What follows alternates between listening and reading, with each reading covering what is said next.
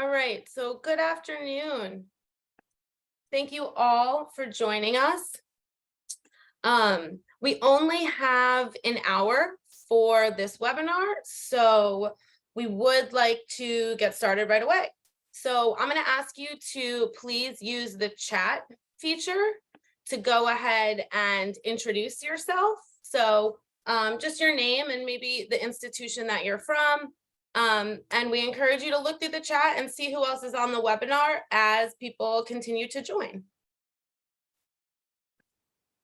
So my name is Andrea Kent. I am the program officer at the foundation. And joining me today on the webinar are Dr. Joanne Shui, who is the chair of our YSP advisory committee, and Charisse Brammer, who is the communications officer at the foundation, who will be behind the scenes on today's webinar, helping us with any technical issues that come up. So the purpose of today's webinar is to help you prepare a strong submission to YSP. So during the course of this webinar, we will provide for you an overview of the Young Scholars Program. We'll discuss FCD's mission, programmatic direction, and workforce goals. We'll talk briefly about the history of YSP and how the program supports young scholars. We'll talk about the LOI selection process, what the advisory committee is looking for. We'll touch on implementation research and the policy and practice or program relevance of the work. And we will go through a few tips for writing a strong submission, and we'll conclude the session with some time for Q&A.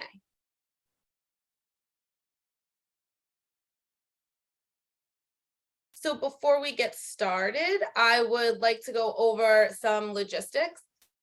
So if there are any questions that come up during the course of the webinar, please use the Q&A icon on your webinar window to submit. So please do not put any of your questions in the chat function unless they're general Zoom issues or technical issues, technical difficulties. You can also use this function to communicate with other webinar attendees, but we're going to ask you to use the Q&A function to submit questions regarding the LOI process. We're going to ask you to please only submit general questions that can apply across any applicant. So please do not submit questions that are very specific to your proposal.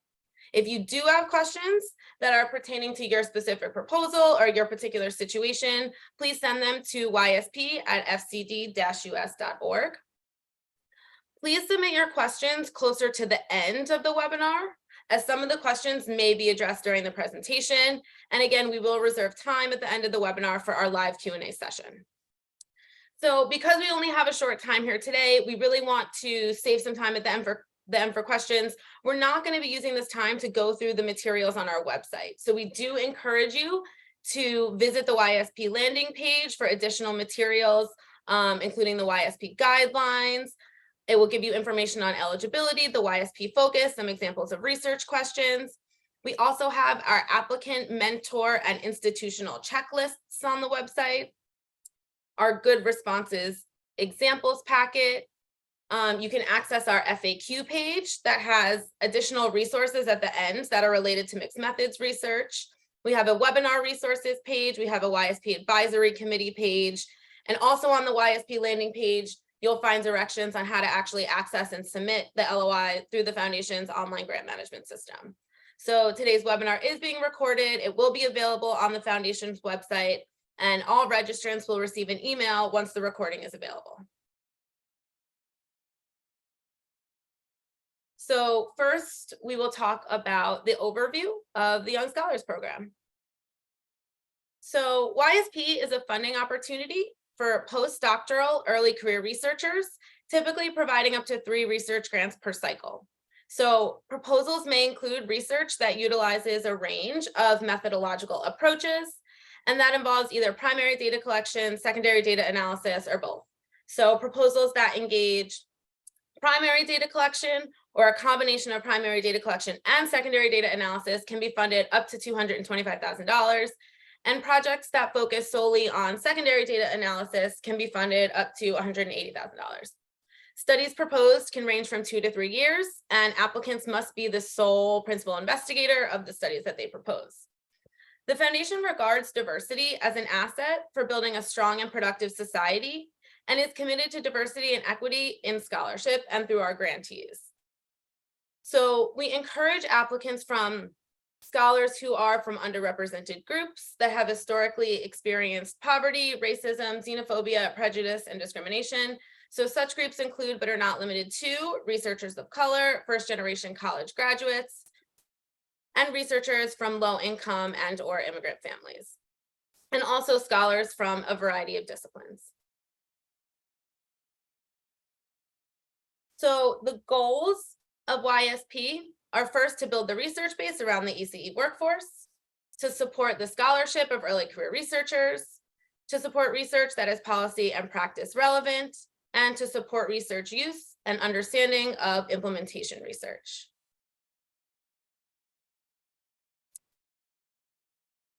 So the first goal of YSP, as I mentioned, is to build the research base around the early care and education workforce.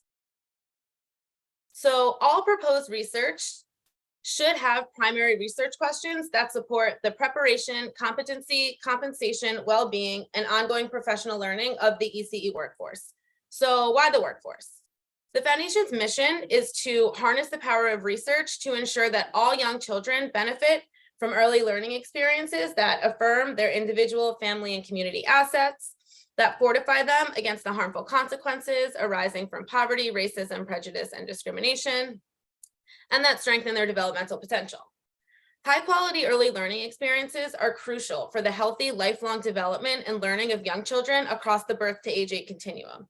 So we know that the early care and education workforce plays a critical role in the lives of young children, as their interactions and the simulation they provide affect children's learning and development.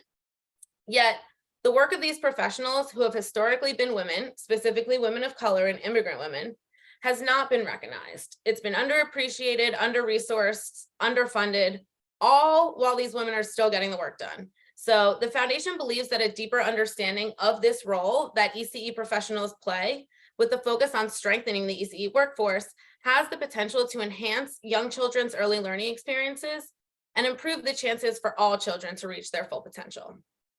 We define the ECE workforce as the professionals who educate and care for young children and families across a variety of settings, including both center and home-based settings, and systems, including both regulated and informal systems, as well as the people who provide ECE professionals with leadership, support, and professional development.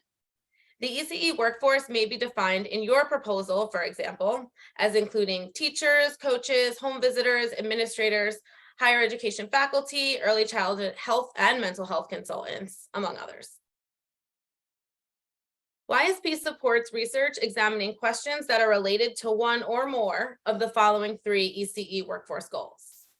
So the first is professionalizing the field and building greater awareness of the status of the early childhood workforce. The second is enhancing the quality of professional practice. And the third is improving preparation and ongoing professional learning with special attention paid to institutions of higher education.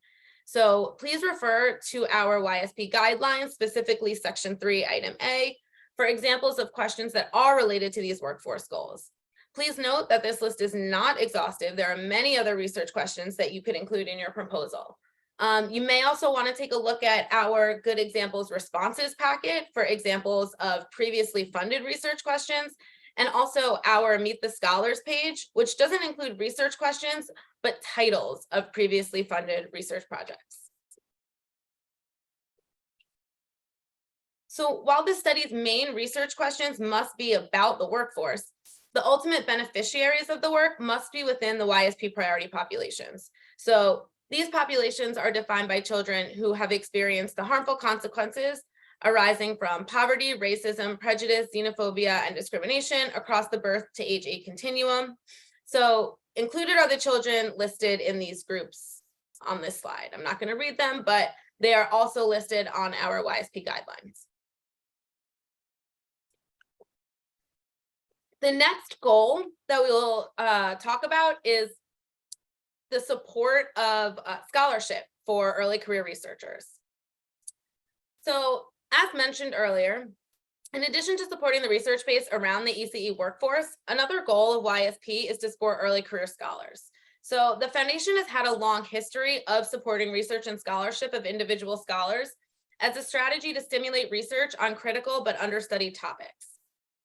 So the origins of the Young Scholars Program actually began in 1962 with the establishment of the Belding Scholars Program. At the time, the program supported scholars whose research focused on relationships among and between the biological and social sciences. Then in 1981, to support the emerging field of developmental psychology, the Young Scholars Program was established and then reestablished in 2003 in support of early career scholars. So as you can see, the foundation has had a long and extensive history with supporting individual scholarship, and it's still very important to the foundation to support scholars as they build their careers. So as a young scholar, you'll be part of a growing network of the next generation of researchers whose work has the potential to make an impact on the workforce and the children in early childhood settings. So we're always striving to think of more ways to strengthen this network and to help build some connections, but here are some examples of things we've done in the past. So each year we host a professional learning convening. And historically, this has been a 2-day event where we've invited policymakers, expert researchers, sometimes practitioners to learn, for our scholars to learn about translating research for policy and practice. The event also provides ample opportunity for networking. So there's a cocktail hour, there's a dinner on day one. And so we encourage this networking not only with the YSP Scholar Network, but also with the speakers that we've invited to attend and present at the convening. Additionally, conference presentations. So across AERA and SRCD this year, the foundation organized several sessions, and these sessions bring together not only young scholars who are doing similar work, but also other grantees of the foundation who are doing similar work. And so this helps to not only build your network, but also to promote the work that you're doing. Additionally, we held an event at SRCD this year where we actually brought together people from the foundation's broader network. And so with the foundation's broad reach, an event like this will also help with networking. The foundation has also historically provided webinars throughout the course of your time as a young scholar. So some of these webinars are geared toward the scholars and are sort of invitation only, and they're meant as follow-up conversations that we've had at convenings. Other webinars that we posted in the past, we've invited scholars to speak with other grantees or with other professionals in the field, including researchers, policymakers, or practitioners. And just like the conference sessions, these webinars help to bridge connections, strengthen professional networks, and also help to promote your work. Again, promoting the work of our grantees is a priority for us, and so we also do so via our foundation news and our Learning Curve e-blasts. So to be eligible this year, PIs must be between 1 and 9 years out from their doctoral degrees and 1 and 13 years out from receiving an MD. So if you have a PhD, an EDD, a PsyD, or a JD, your degree conferral date must be between January 1st, 2014 and June 30th, 2022. And physician applicants must have received their MDs between January 1st, 2011 and June 30th, 2022. So now, Joanne Shui, the chair of our advisory committee, will discuss the LOI process through the 3rd and 4th goals of YSP. So that's supporting research that's policy and practice relevant and supporting implementation research. So she'll talk through what the advisory committee is looking for, how studies are evaluated, and general guidance on study design.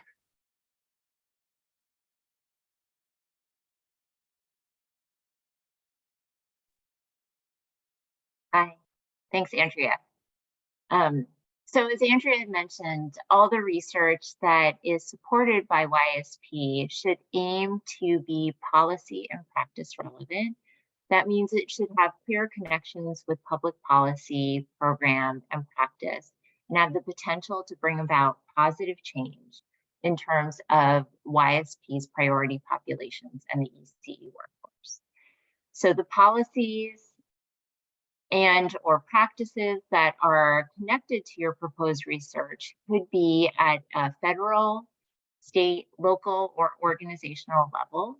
They should be aimed to be relevant, for example, regarding the matters that are outlined here in the slide. So regulatory matters, program eligibility, program access, resource allocation, and or aim to improve the quality of services and supports being provided.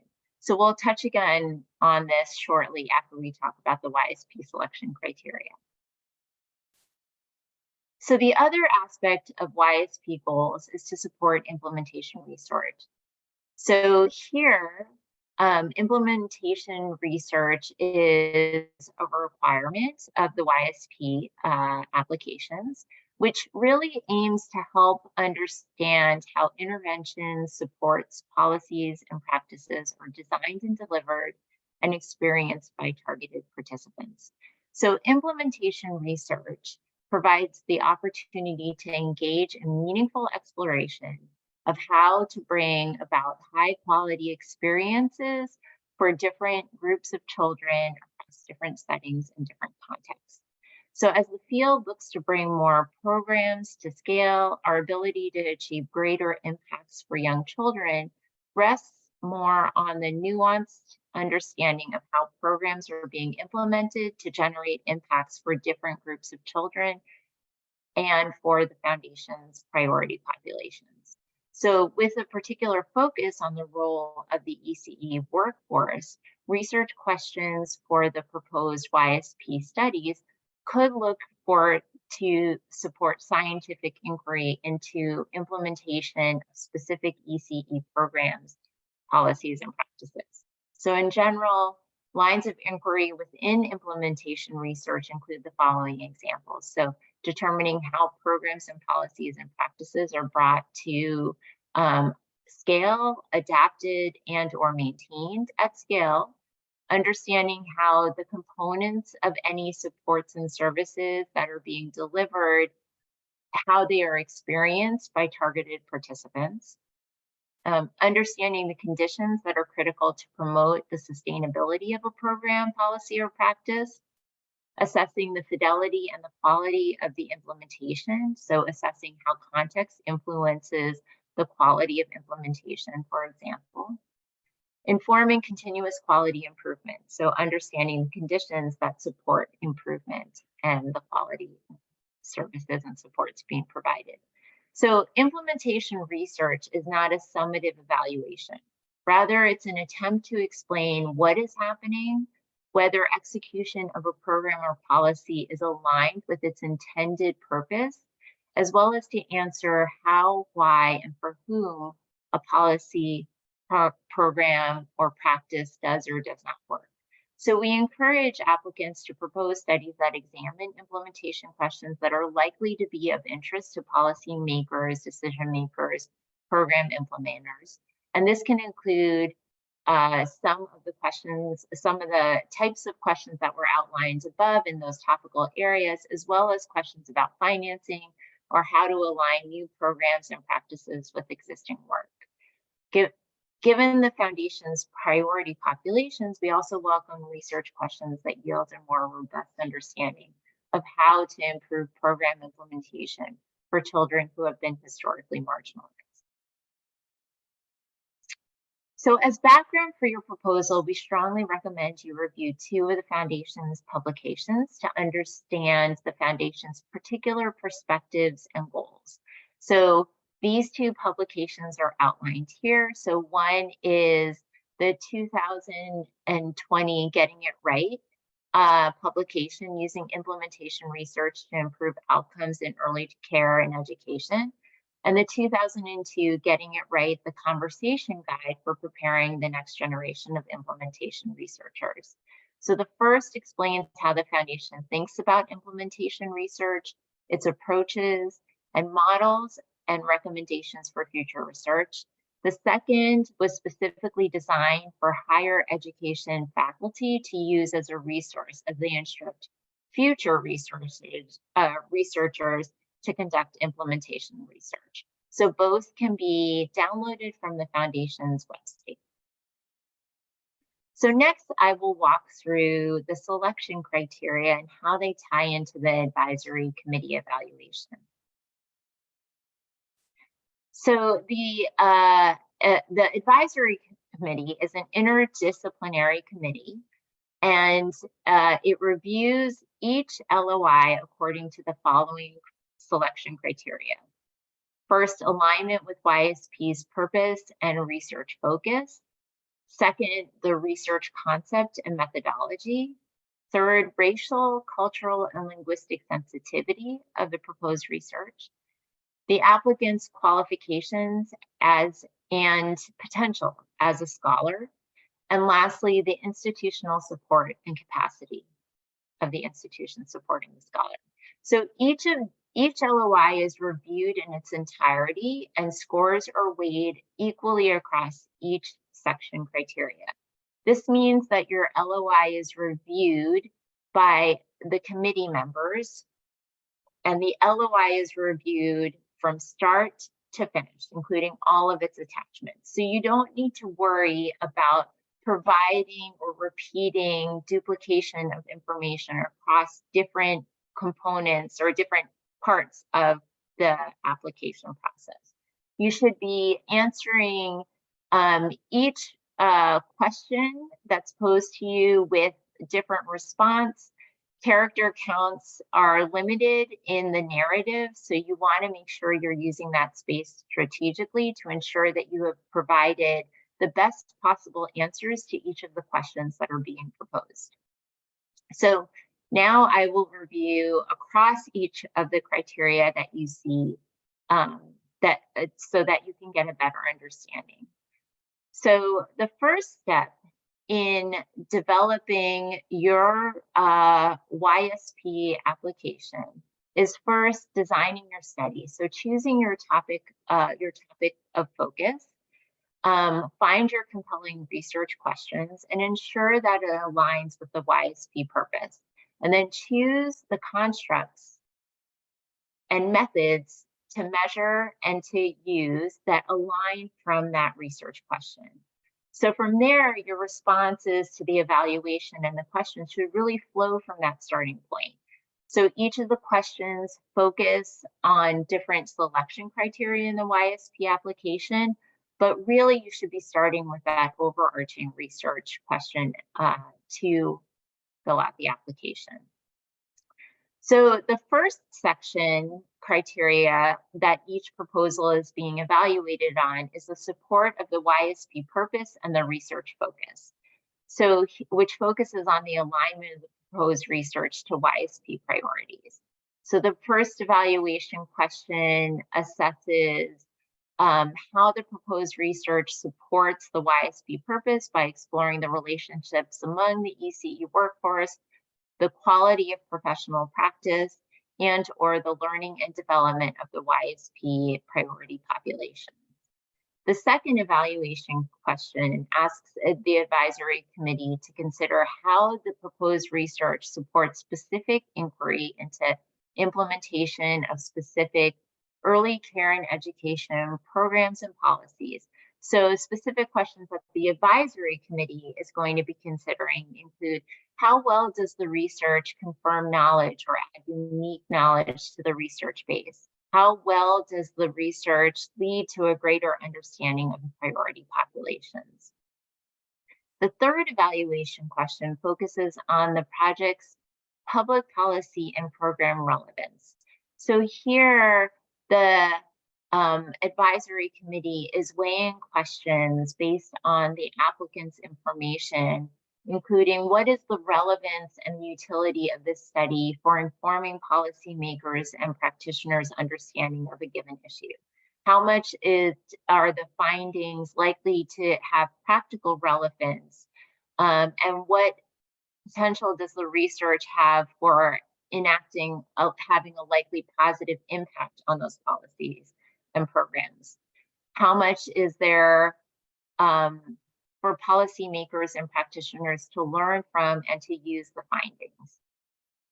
So it's important to note here that the advisory committee recognizes that projects will vary in terms of their policy and practice relevance, and understands that not every study is going to directly influence policy decisions and practice. Therefore, it's important for you to situate the proposed study and what can be reasonably and likely actionable in terms of how the findings can be used given this context.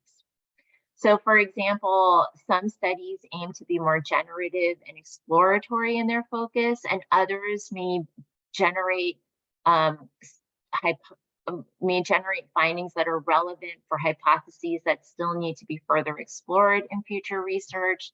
Other studies may be more confirmatory in their focus and the hypotheses that are being tested. So please also be specific then about who the target audience is of your findings. Is it researchers, federal, state, or local policymakers and practitioners in light of the kind of study that you are proposing? Okay, so the fourth, fifth, and sixth evaluation questions will assess the strength and quality of the proposed research concept, the methodology, and the analytic approach. When writing your LOI, please consider the following questions. How will the study sample be identified, recruited, and selected? What targeted sample size is expected? Are the research design and methodologies conceptually sound? And are the measures appropriate for capturing the information about the targeted population and settings? And are they appropriate and aligned to addressing the proposed research questions? So we recommend viewing last year's Developing a Strong Full Applications webinar, as it discusses in more detail the elements of a successful YSP application based on research, design, and methodology. The seventh evaluation question relates to the cultural and linguistic sensitivity of the proposed research. So here we consider the following. Are the methodologies, sampling, measures, and data analysis approaches utilized in the research racially, culturally, and linguistically sensitive for the targeted study sample and the population and the settings of interest? We also consider whether the tone of the proposed study is asset-oriented or if it is more deficit-oriented. Is a strengths-based approach being utilized? These are important factors, especially when considering cultural and linguistic sensitivity of the proposed research. So the final evaluation criteria considers several aspects of the applicant's background and qualifications. For example, based on the responses to the LOI, are the applicant's skills and previous experiences in line with the proposed research area? And will they be an asset in conducting the proposed research successfully? How will the YSP award allow the applicant to further and to expand and enhance skills to build out new directions and program of research? So as part of our due diligence, the foundation will also review the LOIs to ensure that the applicant's degree conferral date complies with the set criteria for the YSP Scholar Award. So at this stage of the YSP LOI review process, the selection criteria under institutional support and capacity will be used by the foundation staff to determine the eligibility of the host institution's organization. So if we're awarded, the host institution or organization will accept the grant and will support both the research project and the applicant as the principal investigator on the project. Criteria for the host organization are listed here. And please also refer to the guidelines for more information on eligibility. Also, please refer to the institutional checklist linked in the YSP website for more information on institutional eligibility requirements and a list of the materials you will need from your host organization to support your LOI. So during the next steps of the YSP process, if invited to submit a full application, exactly how the host institution also plans to support the applicant's completion of and dissemination of the research is considered. Now, Andrea will walk through some tips for writing a strong LOI submission. Thanks, Joanne. So I will now provide some guidance on what to consider including in your research design and what to consider addressing in your LOI proposal responses. So overall, please make sure that your LOI is clear on how your proposed research is not only responsive to the current solicitation, but shares how you feel it aligns with the foundation's broader mission and goals, especially in an effort to identify effective solutions. So to the extent that you can, share an understanding of how your work is part of a larger process of knowledge development. So look back at the foundation's goals and highlight the ways in which your research advances them. So our first tip is to be succinct and avoid jargony terminology. So the advisory committee is interdisciplinary. That means that you should assume the advisory committee is knowledgeable, but they may not be experts in your specific focal research area. Therefore, please be sure to define key terms and anchor your proposed research in the broader literature, policy, and practice context, and your prior research experiences and expertise, usually in language that is accessible to a broad audience. Be sure to clearly explain your research rationale and purpose, the contribution to the field, the policy and practice relevance of the work, and your strengths-based approach. Our second tip is to make sure that the alignment across your research questions and hypothesis with your study design, your sampling approach and sample size, data collection and measurement approaches and analytical methods is clear. So you want to explain the opportunities that you're leveraging and be realistic about potential constraints which shape your proposed research design and strategy. And another tip is work with a mentor. So the foundation strongly recommends working with a mentor through the application process to help strengthen your work. So as Joanne mentioned earlier, our full application webinar from last year is still available on the foundation's website. And this actually really details the importance of working with a mentor. So we strongly recommend you view that. As well, the mentor-mentee checklist available on our website was created to really help guide this relationship. Another tip we'd like to is to share any unique experiences that you may have had. So many scholars engage in scholarship that is tied to personal experiences that have influenced their lens and their approach to research. So it's important for proposal reviewers to understand and appreciate your passion and your commitment to scholarship and to your research. This is especially important for scholars engaging in work with historically marginalized populations. So the authenticity of this engagement is really critical to its effectiveness, and the authenticity is what the reviewers want to see.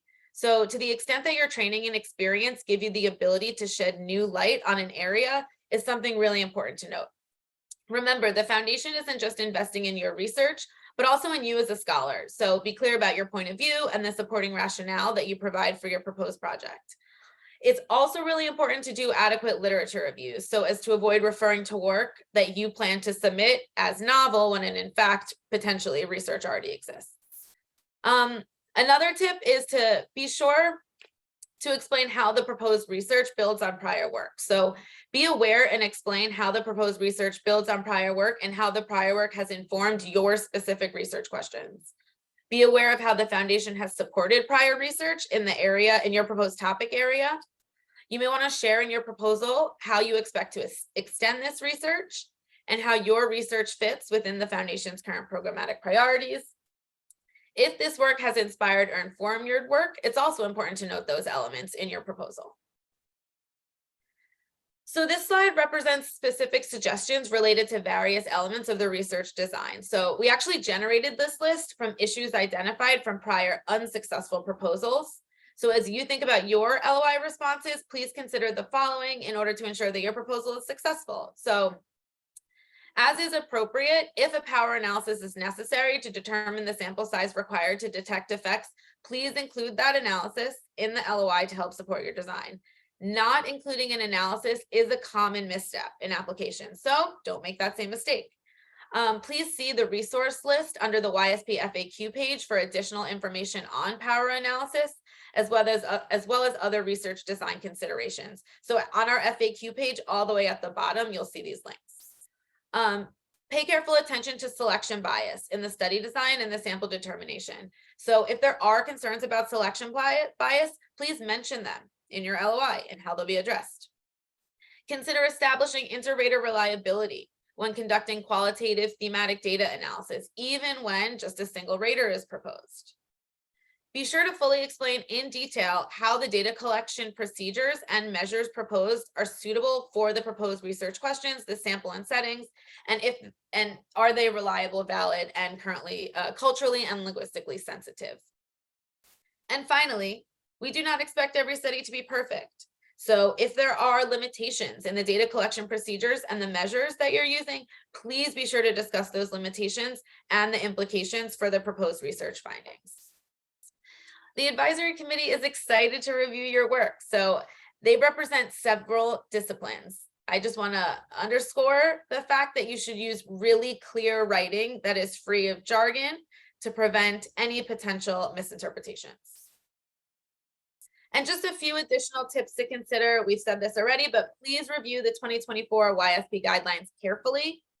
All elements of the program, including research focus, application, eligibility, selection criteria, they can all be found in the guidelines. Please also review the 3 checklists, the applicant checklist, the mentor-mentee checklist, and the institutional checklist. They can all be found on the YSP landing page. The proposal responses examples packet is a really, really excellent resource. We share examples of strong responses to full application questions that are meant to be used just to give you some additional guidance when developing your LOI and potentially your full application. So these are actually excerpts from written responses from previously awarded applicants. Please visit the YSP landing page to view our FAQ page. And then we also have a webinar resources page on the YSP landing page and a Meet the YSP Advisory Committee page. So thank you all for your time and effort in developing your future submissions. All of us at the foundation are eager to receive your LOIs. We are now going to jump into the Q&A portion of the webinar. So I do see that there are a few questions already submitted. So if you have additional questions, please put them in the Q&A icon on your Zoom window. We appreciate your patience while there may be moments of silence as we read through some of these questions, but we'll start at the top. So the first question is, are research projects focused on early elementary grades eligible for the grant? So the foundation supports research that is focused on children from the birth to age 8 continuum. So early elementary grades, yes, but we go up through age 8. There is a question about the length of the LOI, and it's actually really hard to explain this in terms of pages because you can pull out a 20 or 22 page PDF from the LOI, but that doesn't give you an accurate picture of what the narratives actually look like because there are a bunch of multiple choice questions. So on our landing page, we strongly recommend you view the applicant checklist, as it tells you exactly what the LOI is looking for, exactly what the full application is looking for. You can also go into the LOI in our online grants management system and actually pull out a PDF of just the questions. So it's called question list. And you can pull out a PDF of just the questions. And we often recommend that people write their questions, write the responses in a Word doc prior to putting them into the GLM system. Please just double check on your character counts when you do that.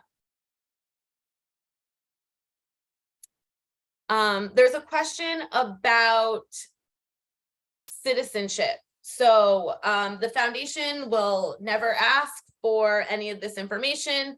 The grantee on the project is your institution. So please look at the guidelines for information on institutional eligibility. You must be a full-time paid employee of that institution in order to submit an LOI.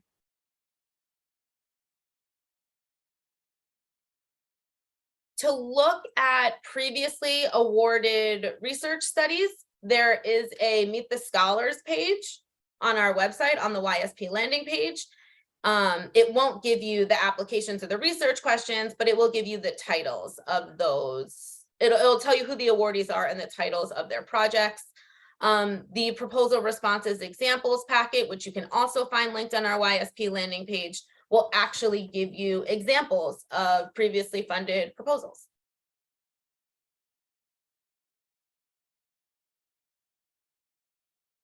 So Joanne, I'm going to address this question to you. So there's a question about, can part of the funds be used for adapting measures to the target group? Hi, can you see me or did I hide my view? So my understanding is that funds could be used for adapting measures to a target group, but it still needs to speak to the YSP priorities in terms of ECE workforce focus on implementation research, and still have policy and practice relevance. So to the extent that adapting measures for a targeted group speaks to those priorities and is relevant, I would see it as being something that the advisory committee would consider strongly.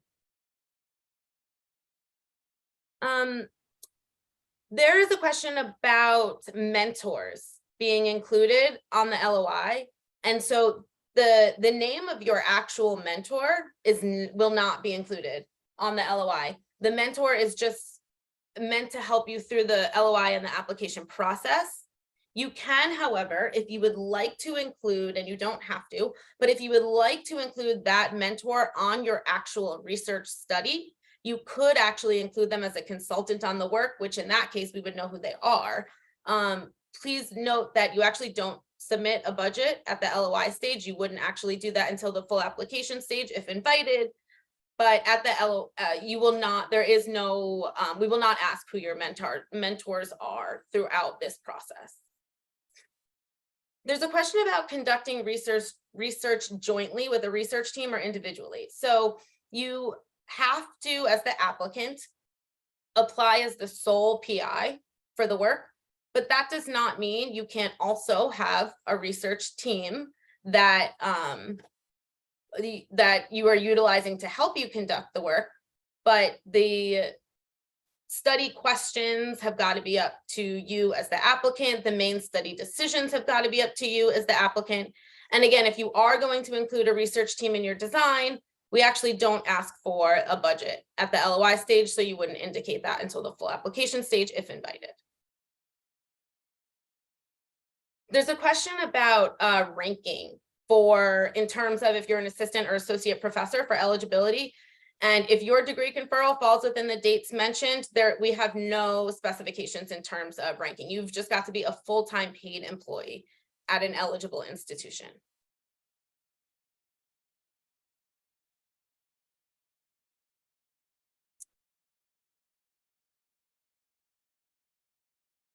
There is, regarding mentors, while mentors are strongly encouraged and recommended, you do not need a mentor in order to submit an application or an LOI. So they are not mandatory.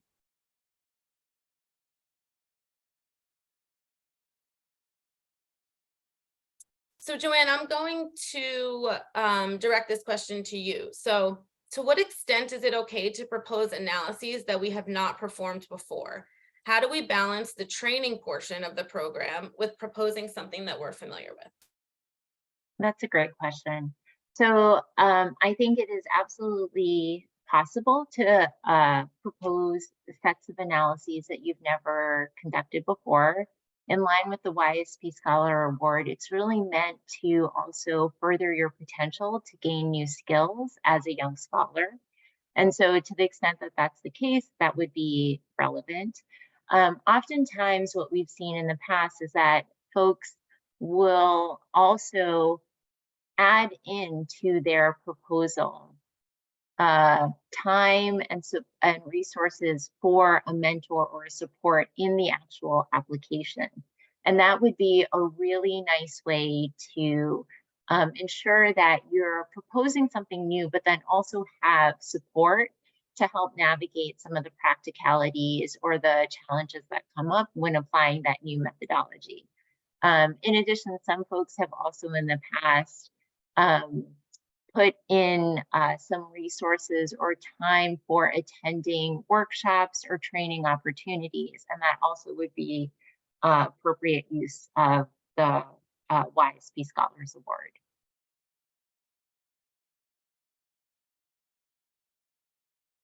There's another question about the focal population of children. So adolescents aged 13 to 17 are not within the YSP priority population. So birth to age 8 continuum.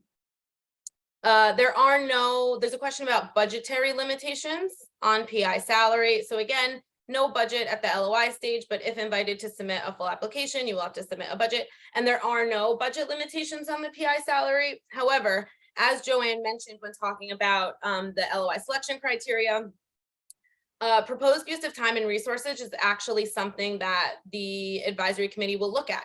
So again, at the full application stage, if invited and you do submit a budget, the advisory committee will evaluate whether or not that is appropriate. So Joanne, I'm going to direct this next question to you too. The question is, has qualitative only studies ever been awarded, or does it have to be mixed methods? That is also a great question. So YSP awards are not specific to being qualitative only, mixed methods only. We have, in fact, in the past, the foundation has awarded, made awards that are purely quantitative analyses in nature. And so that broad spectrum is really relevant and of interest and would really depend on the research questions that you aim to ask, the hypotheses that you aim to test, kind of the opportunities that you have in terms of sample and study design, as well as if you're building off of existing data. In some instances, those types of opportunities can help inform what type of analyses you would be aiming to conduct. Thank you. There's a question about, can the primary researcher, the applicant, the PI who's submitting the project, serve as a consultant to the nonprofit organization, or must they be a full-time paid employee? And the answer is that they must be a full-time paid employee of the institution in order to submit to YSP. Joanne, I'm going to direct this question to you. This one's interesting. Can you provide a little bit more information about the difference between primary data collection versus secondary data analysis? So for projects that are using existing data and doing additional coding, so for example, using video data collected in another data collection and creating an observational coding of children's behavior, would these fall into the primary or secondary data category? So I would consider that to be a secondary data analysis. And really the distinction that we make here for YSP is primary data collection is data that you are collecting by interacting with study participants specifically. So you would be collecting data from early care and education educators. You would be collecting information from early care and education administrators, for example. Secondary data is really data that already exists and that you would then be trying to extract additional information out of that or conduct analyses with it. So if the videotapes, for example, already existed and you were aiming to create a coding scheme from that, you wouldn't be directly interacting with study participants at that point. And so that would then be secondary in nature. Thank you. There's a question about regarding the priority populations, and particularly the one about special education. There's a question about, does this include early intervention services that include children with developmental delays or have been identified as at risk for delay? And yes, the answer is yes, that does include early intervention services, including children with developmental delays or children who have been identified as at risk.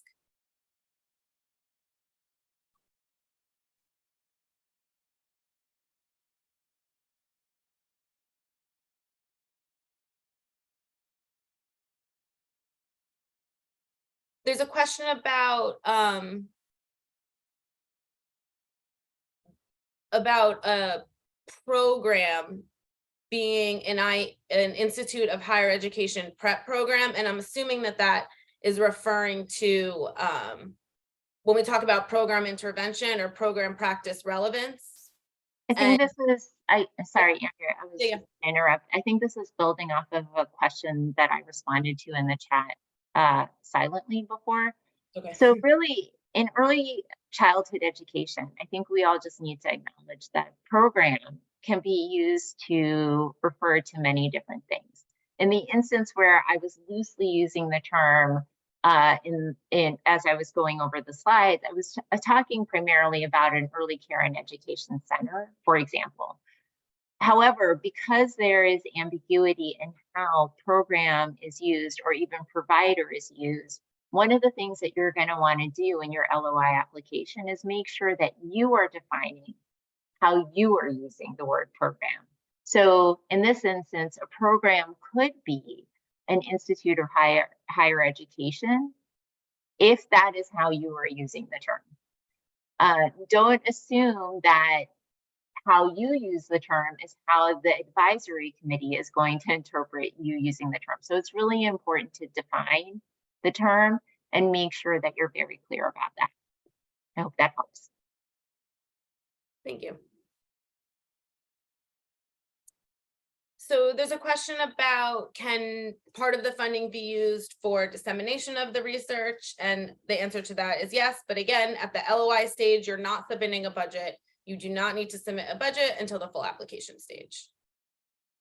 There's a question about transitioning from postdoc to a faculty position. And I'm assuming this is during the course of the grant award. So when you apply to ISP, you have to apply at the institution where you currently are.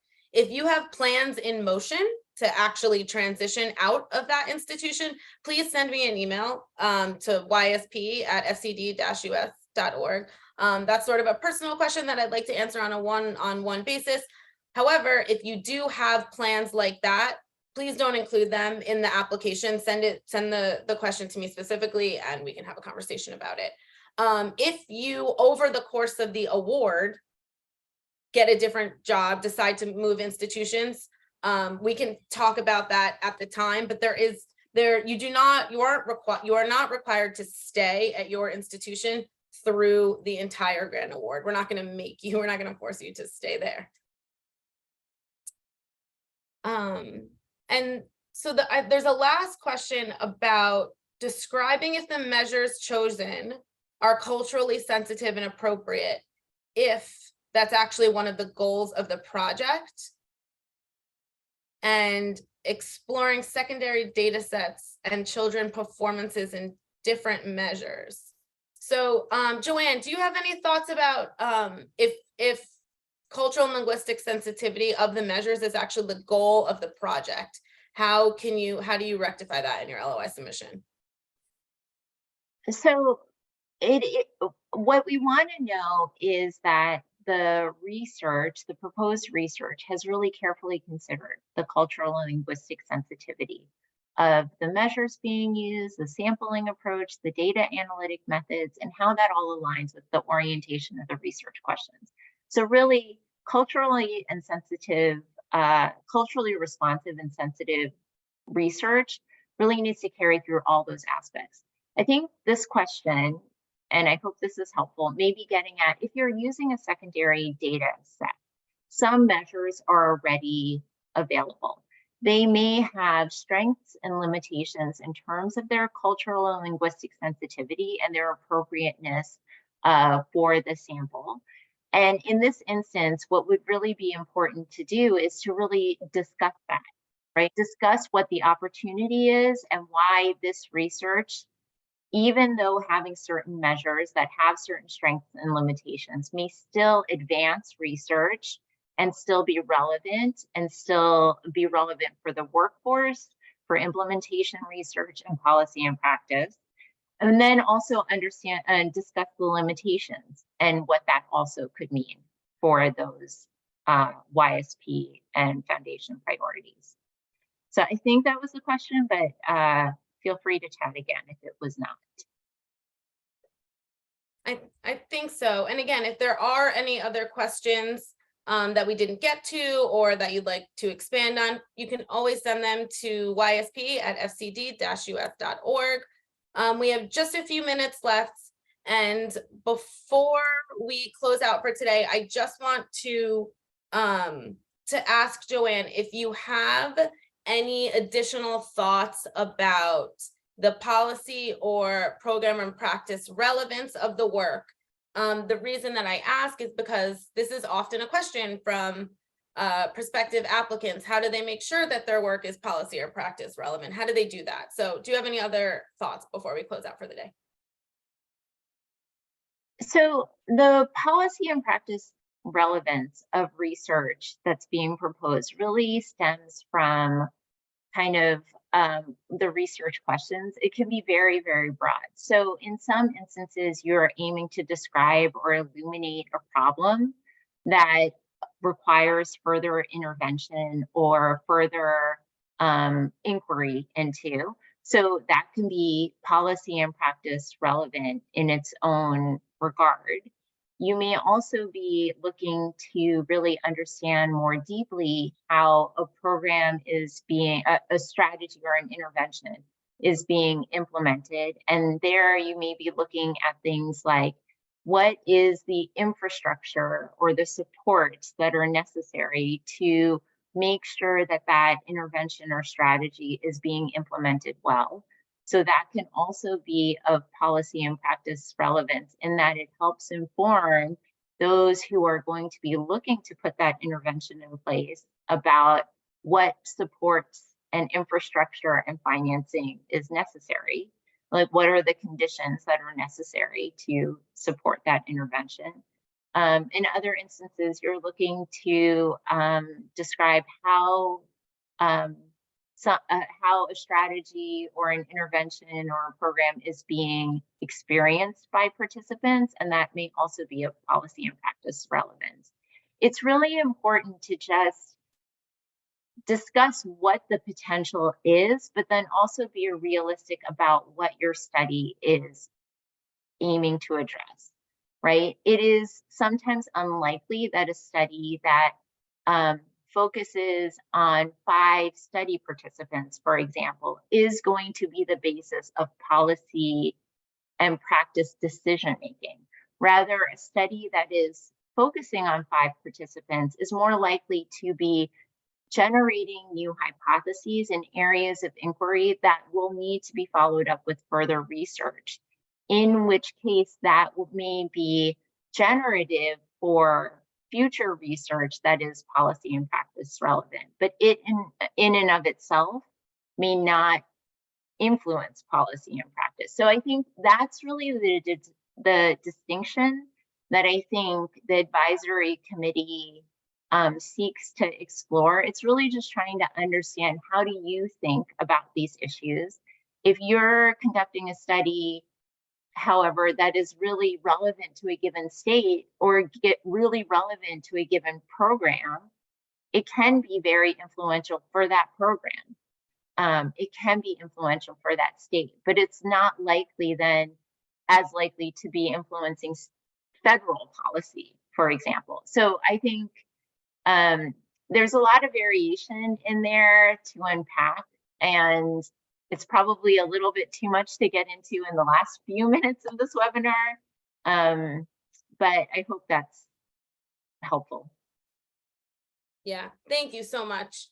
Again, any questions that don't get answered today, if you have more questions about the policy practice relevance of the work, please send us an email at ysp@fcd-us.org. Thank you so much for attending and participating. Thank you so much, Joanne, for your contribution. Thank you so much, Sharice, behind the scenes, for helping us. A recording of today's webinar will be available on the Foundation's website. Remember to visit our website for additional resources, and thank you for your interest in the Young Scholars Program.